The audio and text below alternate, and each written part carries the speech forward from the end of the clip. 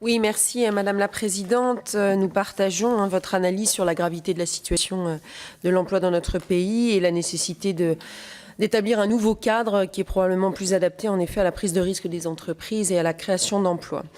Alors on a auditionné ce matin même les organisations syndicales. Inutile de vous dire qu'ils sont assez divisés et qui sont aux antipodes de ce que vous venez nous dire vous-même. Et donc, on se pose la question de savoir à quel consensus on pourra arriver, si tant est qu'on y arrive. Cette loi a une ambition, elle est dans le titre, et c'est vrai qu'avec ce qu'on entend de part et d'autre, on se demande quel équilibre on va réussir à atteindre, si tant est qu'on atteigne cet équilibre. Alors moi, j'ai plusieurs questions à vous poser.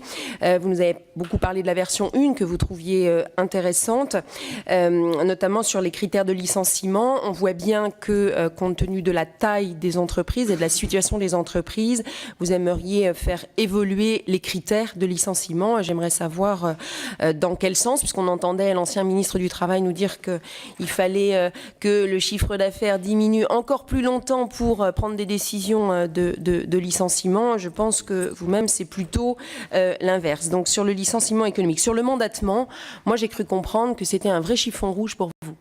Et vous avez rappelé le nombre d'organisations syndicales, ou en tout cas le nombre d'entreprises qui étaient pourvues de responsables syndicaux. On voit bien que ces 4%, c'est très faible.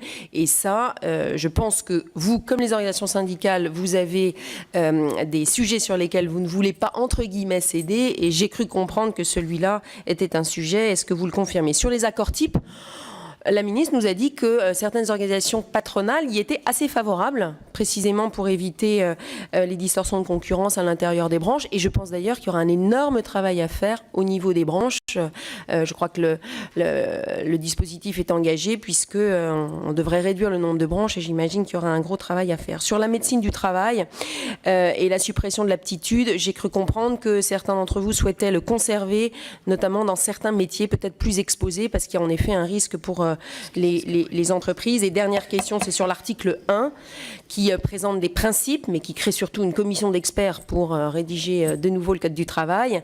Quels sont ceux auxquels vous adhérez, les principes, et quels sont ceux que vous rejetez? Merci. Merci. Monsieur Sebaoun.